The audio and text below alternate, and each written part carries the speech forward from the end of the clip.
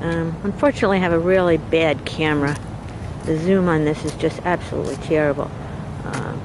So you can't see the person in red who, there's a garbage can there. See that garbage can? All right, so we're walking in front of the park. A person in red comes to the garbage can.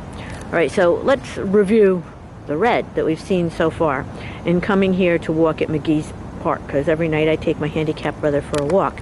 So when we first arrived at the park and we're turning right on Garfield Street to go into the parking lot, a person in red walked in front of us.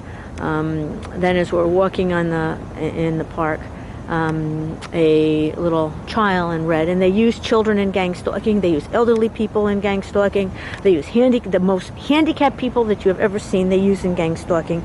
Now, I'm just telling you what I've experienced in 8 years. I'm not saying that the person in front of me, as we walked at McGee Park, the park's empty, so like this was the only people here, was a gang stalker.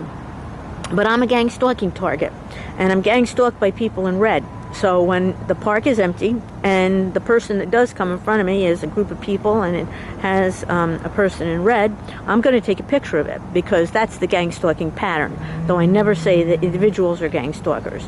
Then we came out and we're walking around the park, and there's a car, and the car has its lights on, and it's in the exact same place that the last time we walked here a car had its lights on, and they just leave their headlights on, and that's called brighting in gang stalking. So that's a gang stalking pattern. So in walking at McGee Park, we've seen 4 gang stalking patterns. I don't say any instances of it were gang stalking, but I'm saying we're walking here in an empty park, and the first thing that we saw was, when we arrived at the park, a person in red go in front of us.